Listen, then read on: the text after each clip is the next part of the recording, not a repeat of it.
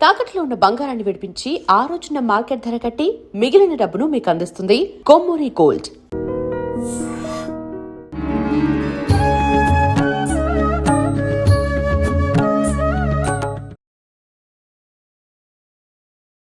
నమస్కారం, welcome to I dream. ధర్మ మార్గం విత్ విజిత కార్యక్రమానికి స్వాగతం. ప్రస్తుతం మనతో పాటు ఉన్నారు జ్యోతిష్య రత్న, జ్యోతిష్య సామ్రాట్, ప్రముఖ తంత్ర జ్యోతిష్యులు చింతా రుక్మాంగదరావు గారు. ఇప్పుడు వారితో మాట్లాడి మరిన్ని విషయాలు తెలుసుకుందాం. నమస్కారం అండి. మాతృదేవోభవ, పితృదేవోభవ, ఆచార్య దేవోభవ. ఓం నమో మాందేశ్వరాయ నమః. అందరూ బాగుండాలి, అందరికీ మంచి జరగాలి. అయితే తమిళనాడు, కేరళ ఈ ప్రాంతాల్లో గనక తీసుకుంటే చాలా వరకు ఒక సామెతల రూపంలో ఒక మాట అంటూ ఉంటారట. జ్యోతిష్యం విషయానికి వస్తే, జాతకం చెప్పే విషయానికి పామును చూసి ఫలితం చెప్పు అని చెప్పి. ఒక రకంగా అంటే పామును చూసి ఫలితం చెప్పు అంటే ఏంటి ఇలా మాట్లాడుతున్నారు అనిపిస్తుంది. దానికి ఒక్కసారి మీరు అర్థం చెప్పండి. దాంతోపాటు మన దగ్గర కూడా ఆ మాట చెప్పకపోయినా కూడా ఒకరి పర్సనల్ జాతకం చూస్తున్నాము అని అంటే ఖచ్చితంగా ఫస్ట్ రాహుకేతువుల దశ ఏ రకంగా ఉంది వీళ్ళ జాతకంలో అని మాత్రమే ఫస్ట్ చెక్ చేస్తారు.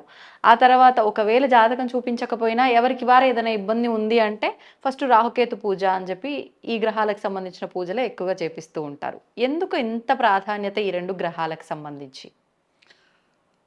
పామును చూసి ఫలితం చెప్పు అంటే మనం ఏదో పంట పొలాలకు వెళ్ళి ఒక వ్యక్తికి ఒక పామును చూసేసి వచ్చి ఫలితం చెప్పేది కాదు. సర్పగ్రహాలు ఉన్నాయి. జ్యోతిషంలో ఫలితం చెప్పాలంటే ముందు సర్పగ్రహాలను దర్శించు. ఆ రెండు ఎక్కడున్నాయి? ఇప్పుడు పాము గరిచిన వాడిని ప్రశాంతంగా ఒక చోట కూర్చోమంటే కూర్చుంటాడా? పరుగులు తీస్తాడు. అలాగే ఈ సర్ప ప్రభావం ఎక్కువ ఉంటే, సర్పగ్రహాల యొక్క డామినేషన్ ఎక్కువ ఉంటే వాళ్ళు కూడా అలాగే జీవితంలో ఉరుకుల పరుగులు ఎత్తుతూనే ఉంటారు. నిలకడ ఉండదు. ఈ రాహుకేతువులే కలియుగానికి అధిపతులు. గురువు, బుధుడు, శుక్రుడు, రవి, చంద్రుడు, కుజుడు, శని వీళ్ళంతా చెప్పుకోవడానికి అంతే.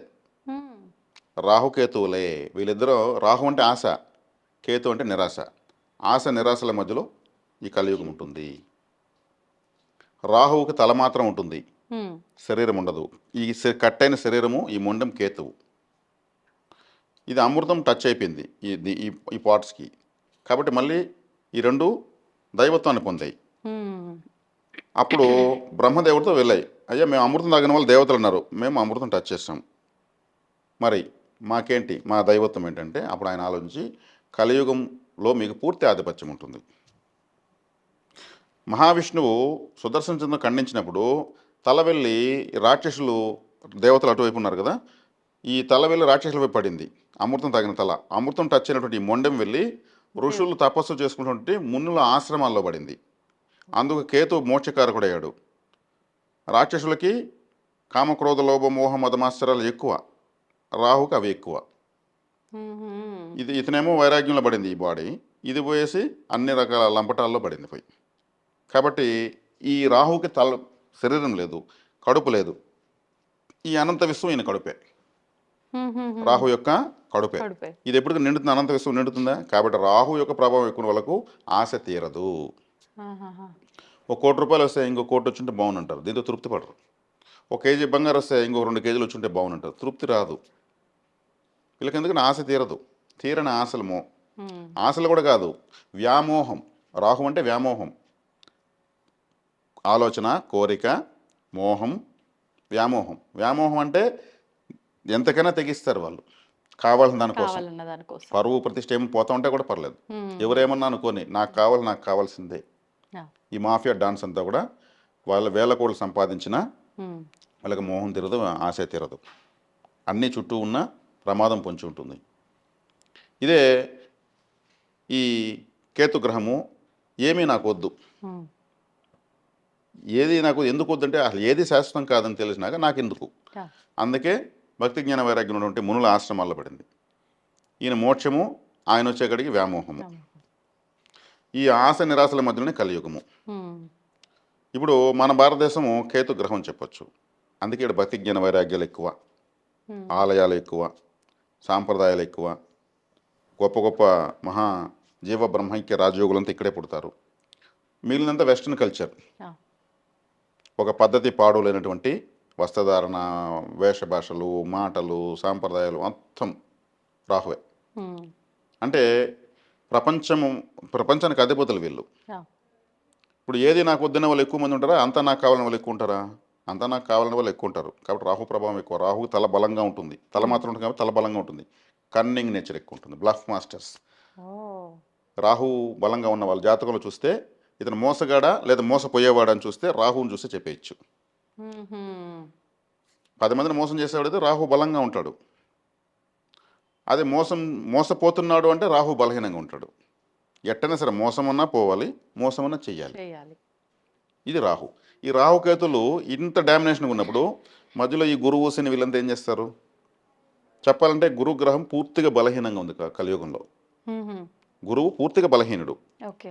ఎలా బలహీనుడు? ఆయన ధనకారకుడు, సంతానకారకుడు, జ్ఞానకారకుడు, తర్వాత బంగారం కూడా ఆయన కారకుడు వస్తాడు.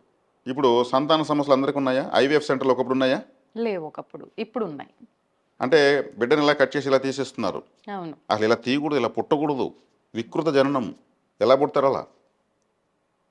ఒకప్పుడు 12 మంది సంతానము, నార్మల్ డెలివరీసే, ఆపరేషన్ లేవు, అంబులెన్స్లు లేవు. మరి వాళ్ళంతా గొప్ప గొప్ప వాళ్ళు, 80 సంవత్సరాలు వచ్చినా కళ్ళు బాగా కనిపిస్తాయి, పనులు రాలు, వ్యవసాయం చేస్తారు. అంత ఆరోగ్యం ఎక్కడి నుంచి వచ్చింది? రెసిస్టెన్స్ పవర్ బాగుంటుంది. సహజ జననం వల్ల. అవును. వికృత జననం వల్ల ఏముంటుంది? ఏమి ఉండదు. Hybrid life. అందరూ అప్పుల ఊబిలో కూరుకుంటున్నారా? ఎవరు చెప్పు? మాకు అప్పులు ఒకటే సమస్యలు అంటుంటారు. ధనకారకుడు కదా గురువు. మరి ఆయన శుభంగా ఉంటే ఎంతమంది అప్పులు ఎందుకు అవుతారు? సంతాన విషయంలోకి వచ్చుకుంటే గురువు యొక్క కారకత్వం సంతానము, సంతాన కారకత్వం ఎలా అయింది, ధన కారకత్వం ఎలా అయింది. తర్వాత ఆయన బంగారము. బంగారం సామాన్యుడికి అందుబాటులో ఉందా? లేదు. అందుబాటులో లేదు అసలు. మరి దాంట్లోనూ అట్లే ఉంది. మరి ఇంకా ఆయన తర్వాత కారకము జ్ఞానము, జ్ఞానకారకుడు. జ్ఞానం ఎంతమందికి ఉంది ఇప్పుడు ఈ కాలం? మిడిమిడి జ్ఞానమే. ఏదో రంకుతనానికో బొంకుతనానికో అడ్డం ఉన్నారని బిడ్డలను చంపేస్తున్నారు, సంతానాన్ని. ఎంత దుర్మార్గం అది. అవును. పిల్లలు లేకుండా పోతే ఎంత అగౌరవం. 10 మందిలోకి వెళ్తే ఒక ఇద్దరు దంపతులకు పెండ్లి 10 సంవత్సరాలు పిల్లలు లేరంటే ఏ ప్రోగ్రామ్కి పిలవరు వాళ్ళని. అవును. వెనకాల కూర్చోబెడతారు, వీళ్ళు పోవడం కూడా ఏడుస్తారు. అట్లాంటి పిల్లల్ని చంపేస్తే మరి సంతానకరుడు గురువు యొక్క శక్తి ఎక్కడుంది? ఇక్కడ రాహుకేతుల యొక్క ప్రభావం కదా ఎక్కువ డీల్ చేస్తుంది. కాబట్టి ఈ పామును చూసి ఫలితం చెప్పంటే రాహుకేతులను చూడాలి. ఈ రాహుకేతువులు మధ్యలో అన్ని గ్రహాలు ఉంటే కాల సర్ప దోషము, కాలమంతా ఉండే దోషము. ఇదే శుభాన్ని విత్డ్రా చేసుకోలేరు. నాకు అది కావాలి ఇది కావాలి అనుకుంటా ఉంటారు. ఆశ వ్యామోహం తప్పితే మెటీరియల్ అవుతుంది లైఫ్. ఇంత ఉంటే ఇంత ఉంటే ఇంత ఉంటే దీనికింత దీనికింత దీనికింత, చేతిలో డబ్బు ఉండదు, ఏళ్ళు తిప్పుతూ ఉంటారు. ఒకవేళ ఇప్పుడు ఈ గ్రహాలు ఫేవర్గా లేవు అని అంటే మనం చేసే ఈ రెమెడీస్ వల్ల ఫేవర్గా అవుతాయా? చేసుకోవచ్చు. కొంతమందికి రాహుకేతుల మధ్యలో గ్రహాలు ఏమి ఉండవు, కాలసర్ప దోషం ఉండదు చూడడానికి, కానీ కాలసర్ప దోషం ఉంటుంది. ఎలా? రాహుకేతుల మధ్యలో అన్నీ ఉంటే బంధించేసాయి, ఇటు దాటనే లేదు, మరి కాలసర్ప దోషం ఉంది. మరి ఎలా అంటే ఈ రాహుకి 3 నక్షత్రాలు ఉన్నాయి, కేతుకు 3 నక్షత్రాలు ఉన్నాయి, 6 నక్షత్రాలు ఉన్నాయి. ఈ 6 నక్షత్రాలు ఎక్కువ గ్రహాలు ఉన్నాయంటే వేరే గ్రహాలు ఇవి పోయేసి డైరెక్ట్గా మళ్ళీ రాహుకేతు నక్షత్రాలు కూర్చున్నాయి. రాహుకేతులు వెనక్కి తిరుగుతారు అంటే వెనక్కి తిరిగితే ఫలితం ఏమే? రిజల్ట్ వీళ్ళకి అంతా వెనక్కి తిరుగుతుంటాయి పరిస్థితులు మొత్తం. మ్యాచ్ అంతా ఆడతారు, విన్నింగ్ షాట్ కొట్టలేరు. నాకు కాలసర్ప దోషం లేదండి 10 మంది జ్యోతిషులు చెప్పారంటారు. అన్నిట్లో వెనకబడిపోయి ఉంటారని అర్థం. అంతే. వీళ్ళ సంతోషం ఇతరుల పాలు. ఇంక రాహుకేతు నక్షత్రంలో ఉంటాయి. చాలా మందికి అవుతూ ఉంటాయి కదండి ఇట్లా. పక్కా ఎక్కువ ఫేస్ చేసే ఇలాంటివే ఉంటాయి. ఎక్కువ. అవును. అందుకే మేమేం చేస్తాము, రాహుకేతు నక్షత్రాలు చూస్తాం, రాహుకేతులను చూస్తాం. రాహుకేతులతో కలిసి ఉంటాయి కొన్ని గ్రహాలు. ఇప్పుడు మనము తాగే వాటర్లో డ్రైనేజీ వాటర్ కలిపితే ఏముంటుంది? రాహు కేతో కలిసినట్లు లెక్క. మంచినీళ్ళే చెడిపోతాయి ఎట్లున్నా సరే. కాబట్టి అందుకే గురు చండాల యోగం అంటారు. గురువు సర్పగ్రహాలతో కలిసిన గురు చండాల యోగం. గురువు బ్యాంక్ మేనేజరు, రాహు అసిస్టెంటు. ఆయన సిగ్నేచర్ పెట్టిన తర్వాత ఈయన ఏం చేస్తాడు? ₹1,00,000 చెక్కి ఆయన సిగ్నేచర్ పెడితే దానిపైన 2 సున్నాలు వేస్తాడు పక్కన. 2 సున్నాల విలువ ఎంత? ఎడవబోతుంది 10 కోట్లకు 10 కోట్లకు పోతుంది. అడిగితే నేను వేసిన సున్నాలే అంటాడు. అది రాహు చేసే పని. ఇదే కదా చీటింగ్ అంటే. కాబట్టి వీళ్ళిద్దరిని చూడాలి, వీళ్ళిద్దరిని చూసి వీళ్ళు నియంత్రించాలి. వీళ్ళు నియంత్రించాలంటే ఏం చేయాలి? ఏం చేస్తున్నారు?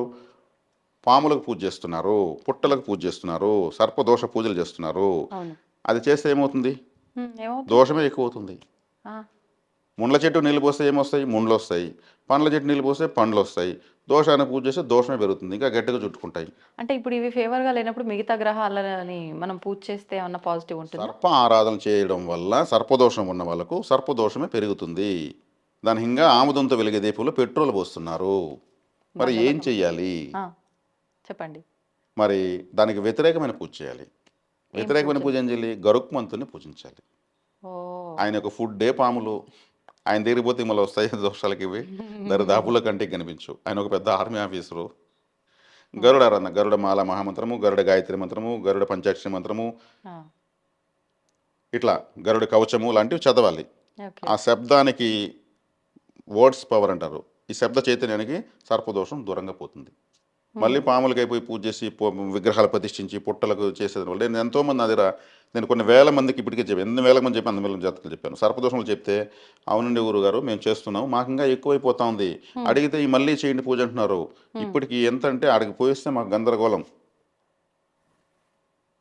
అదేదో అంటారు ఒక సినిమాలో కామెడీ, తత్తర బిత్తర తలాంగు తగది మీ తై అంటారు. అట్లా అయిపోతా ఉంది జీవితం.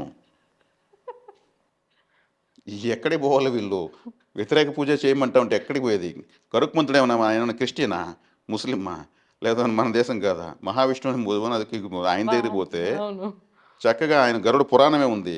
ప్రతి దేశం, ప్రపంచంలో ప్రతి దేశము ఆయన సీక్రెట్ సిబిసిఐడి లాంటి సీక్రెట్ ఏజెన్సీ ఆయన పెట్టుకుంటున్నారు. హ్మ్.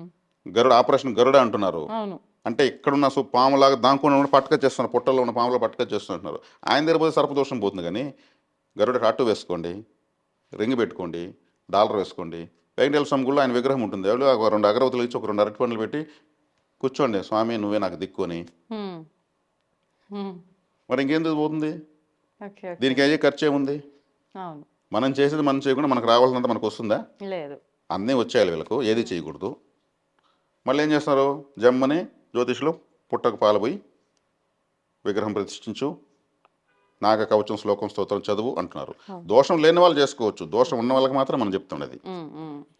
ఇక్కడ వచ్చేక్కడికి గరుకుమంది తిరిగిపోతే ఏమవుతుంది? ఆయన పుట్టిందే సర్పలోక అంతానికి పుట్టిన దేవత ఆయన. హుహు. మేము గుడికి కూడా పోలేమండి, ఇంకేదైనా వేరే మార్గం ఉందా అంటే, మేము అభయహస్త కరుంగలి తంత్ర విగ్రహం. అభయహస్త ఇక్కడ ఆలయంలో నమస్కార వదనంలో భక్తి పారవస్సులో ఉంటాడు. అభయం నా దగ్గరికి వచ్చిన కాపాడుతున్నటువంటి విగ్రహాన్ని 12 మంది బ్రాహ్మణులు పెట్టి పూజలు చేసి హోమాలు చేసి ప్రాణప్రతిష్ఠ చేసి ఆ మంత్రశక్తి రిజిస్టర్ చేసి మంత్ర పుస్తకము హోమ భస్మము ప్రసాదంతో కల్పిస్తున్నాం ఆహా! తీసుకోగలిగిన వాళ్ళకు. లేదు మీరు వెళ్తే ఆలయానికి వెళ్తే ఇప్పుడు నేను చెప్పిన రిజల్టే వస్తుంది. హుహు. ఎందుకంటే ఇటువంటి విగ్రహాలను వ్యాపారం చేయకూడదు. ఆ! ఓకే. కాబట్టి ఇది పరిష్కారము. ఎవరైనా చేసుకోవచ్చు. ఇప్పుడు హ్మ్. ఖర్చు లేని పరిహారం చెప్పాను నేను. గరుడ కవచం 5 సార్లు చెబితే మనం ఏం పోతుంది? నియమాలేమన్నా పాటించాలంటారా ఇవి చేయడానికి? నియమాలు పాటించాలంటే ఎప్పుడు కూడా విద్యా వినయ సంపన్నే బ్రాహ్మణ అంటే క్రమశిక్షణ కలిగిన వాళ్ళు ఉత్తములని అర్థం. ఇప్పుడు గరుడ విగ్రహము తెచ్చి ఇంట్లో పెట్టుకుంటారు, లేదా ఇంకేదో వాళ్ళు ఏదో పూజ చేస్తుంటారు. ఇంట్లో మాంసం చేసినప్పుడు పూజ చేయకూడదు, చేయకపోయినా పర్వాలేదు. హ్మ్. ఇంట్లో ఇంకేదైనా స్త్రీలకు మంత్లీ సైకిల్స్ వల్ల వచ్చినప్పుడు చేయకపోయినా పర్వాలేదు. ఇంకేదైనా దుఃఖ సమయాలు ఏదో డెత్ జరగడం ఉంటే చేయకపోయినా పర్వాలేదు. ఊరెళ్ళినప్పుడు చేయకపోయినా పర్వాలేదు. ఓకే. మిగిలిన సందర్భాల్లో చేసుకోవచ్చు హ్మ్. భగవంతుని. ఇంతే, ఇదే నియమం. ఓకే. కర్టన్ వేస్తే చాలు మాంసం చేసినప్పుడు అలా మన పూజ రూమ్కి. కాబట్టి భగవంతుని పూజించేంత సులభమైనటువంటి క్రియ ఇంకొకటి లేదు, కానీ దాన్నే చేయలేకపోతారు. కారణం గ్రహ వ్యతిరేకత ముందుకు పోనీదు. హ్మ్. టెంపుల్కి వెళ్తే కూడా ఆయమ్మ మెట లిఫ్ట్కి కొట్టింది, ఈఎంఏం నగలేసుకొచ్చి చూస్తున్నారు, కానీ దేవుడి పైన కాన్సన్ట్రేషన్ కుదరడం లేదు. అవి ఒక విధంగా ఆ, ఏదో చెప్తారు చూడు, కొన్ని ప్రేమ వ్యవహారాలు నడిపించుకున్నటువంటి ప్రేమకార పార్కుల్లాగా అయిపోతున్నాయి. హ్మ్. ప్రదర్శనలు చేస్తూ గుడి వెనకాల పోయినాక ఏదో చీటీలో అందుకొని మాట్లాడుకుంటున్నారు. నేను కళ్ళారా చూశాను. ఇంకా అక్కడ భక్తి ఏముంటుంది? దేవుడు మనం పెట్టిన ఏజెంటా? ఇట్లాంటివి ఎన్నో. నేను మర్చిపో ఒకటి చెప్పాను అంతే. ఎస్ఎంఎస్ పెడేస్తాను, నేను టెంపుల్కి వస్తాను, నువ్వు టెంపుల్కి వచ్చాయి. మరి భగవంతుడు ఏంటి కాపాడాలి? హ్మ్. ఆలయంలో ఎలా ఉండాలి? ఎంత ఉన్నతంగా ఉండాలి? ఆడ ఉండమని రాళ్ళనుకుంటున్నారు, ప్రతిష్టలు అవంతా. హ్మ్. కాబట్టి భగవంతుడిని మనము మైమరిపించాలి. భగవంతుడు మన గురించి ఆలోచించే విధంగా మనం ఆలోచించాలి. అక్కడికి వెళ్ళి అరే ఇతను ఏం ఆలోచిస్తున్నాడు ఇతను, ఆ! మన గురించి దేవుడు ఆలోచించగలిగి మనం ఆలోచించామంటే ఇంక మనకు కష్టం ఏమంటుకుంటుంది. అవును. కాబట్టి మనిషి చిన్న పూజ చేయడానికి కూడా ఆ మెమరీ లేకుండా కోల్పోతున్నారు. కాబట్టి పామును చూసి ఫలితం చెప్పాడు. అందుకు ఈ కలియుగానికి వీళ్ళు అధిపతులు. ఇప్పుడు ఒక వ్యక్తి ఉంటాడు, సర్ప దోషం ఉంటుంది, తనకు ఆదాయం ఉండదు, ఏముండదు.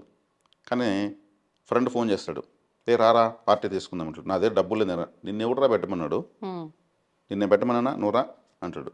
డబ్బు పెట్టే పనులు కదా, పోదాం అంటాడు. ఇది పోతాడు. అట్లా ఒక నెల అయిన తర్వాత ఏమవుతుంది? దోవ తప్పాడు కదా, దారి తప్పాడు కదా.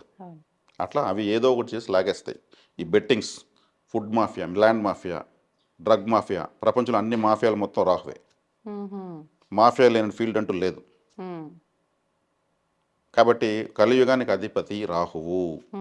ఇంటర్నెట్ రాహువు, శాటిలైట్స్ రాహువు, ఎయిర్లైన్స్ రాహువు, రైల్వే రాహువు. పాములాగా పోతూ ఉంటుంది ట్రైను. డ్రైవర్ అంటేనే రాహువు. రాహుకారకత్వం ఎక్కువ. నోటి ద్వారా కడుపులోకి వెళ్ళేది మొత్తం రాహువే. పాయిజన్ కావచ్చు, మెడిసిన్ కావచ్చు, ఫుడ్ కావచ్చు, జ్యూస్ కావచ్చు, అమృతం కావచ్చు, మొత్తం రాహువు. రాహువుకు మించిన ఇంటెలిజెంట్ ఈ సృష్టిలో లేరు. మహావిష్ణువుని ఏమార్చాడు కదా, విష్ణుమాయని అధిగమించిన ఏకైక దేవత రాహు. కాబట్టి ఆయన కూడా మోహిని అవతారంలో ఉంటే, అది కూడా మోహిని అవతారంలో ప్రపంచాన్ని మైమార్పించుంటే ఈయన మైమర్చిపోలేదు, ఐడెంటిఫై చేసి ఏమార్చాడు. కాబట్టి తెలివైన వాడు రాహువే. అందుకే మోసం చేస్తారు రాహువు. అంతటో అవతలను మోసం చేసేస్తారు. నువ్వు 10,000 పెట్టు, నీకు ₹1,00,000 వస్తుందంటారు. 10,000 పెరుక్కుంటారు. వీడు ఎవరికి చెప్పుకోలేడు పోయి, నీకు బుద్ధుందా ఆ మాట మన మాట నువ్వు పెట్టినామని అంటారు. ఇట్లుంటాయి రాహు బలంగా ఉన్నవాళ్ళు. ఆడికి రాహు బలహీనంగా ఉంటాడు. 10,000 ఇచ్చి కోటి దొబ్బదా ఉంటాడు. వీడు ₹1,00,000 చెప్పి ఆ 10,000 వీడు దొబ్బేస్తాడు. కాబట్టి ఆశ నిరాశల మధ్య ఈ లంపటంలో పడి కలియుగాన్ని ప్రభావితం చేస్తున్నటువంటి సర్పగ్రహాలు ఈ రాహుకేతులు. వీళ్ళని ప్రధానంగా చూడాలి. వీళ్ళని చూసిన తర్వాత వేరే గ్రహాలను పరిగణలోకి తీసుకోవాలి. గురువుకి ఆధిపత్యం తగ్గిపోయింది. అందుకే చెప్పాను గురువు ఆధిపత్యం ఎలా తగ్గిపోయింది అనేసి. పిల్లలు కనలేకపోతున్నారు, కన్న పిల్లల్ని చంపుకుంటున్నారు. జ్ఞానం నశించింది కాబట్టి పిల్లల్ని చంపుకుంటున్నారు. అదే ధనం డబ్బు కాడికి వచ్చే కాడికి అప్పుల పాలవుతున్నారు, ఆ గ్రిప్పు కోల్పోతున్నారు. జ్ఞానం లేదు కాబట్టి ఇవన్నీ చేసుకుంటున్నారు. ఈ కారకత్వాలని గురువే. కాబట్టి ఈ రాహుకేతులే కింగ్ ఆఫ్ ద ఆస్ట్రాలజీ. దీనికి పరిహారము మళ్ళీ పుట్టల కాడికి వెళ్ళడం కాదు, గరుకుమంది దగ్గరికి వెళ్ళండి. విశేషమైనటువంటి మహాశక్తివంతమైనటువంటి దేవత ఆయన. అమృత కలసం ఎత్తుకొచ్చాడు ఆయన తల్లి కోసం, అమృతం కోసం. తల్లికి సర్పాలను నాశనం చేస్తానని చెప్పి పుట్టిన ఆయన పట్టుకుంటే పోతుంది సర్పదోషం. ఇంకేం కావాలి అసలు? టాటు లేదంటే వేసుకునే బదులు గరుడ టాటు వేసుకోవచ్చు. ఎవరిని వేసుకోవచ్చు, బ్రహ్మాండంగా వేసుకోవచ్చు. ఆకాశంలో గద్ద కనిపిస్తే నమస్కారం చేసుకోవచ్చు. గరుడ ఫోటో ఉన్నటువంటి పెద్ద ఫోటో హాల్లో పెట్టుకోవచ్చు. ఏముంది, ఇంత ఖర్చు అయ్యేది ఏముంది? ఫోన్లో వాల్పేపర్కి పెట్టుకోవచ్చు. గరుడ సేవకు పాల్గొనవచ్చు. తిరుమలలో ప్రతి పౌర్ణమికి గరుడ సేవ చేస్తారు. ఇన్ని మార్గాలు చూపిస్తున్నాం కాల సర్పదోషం నివర్తించేదానికి.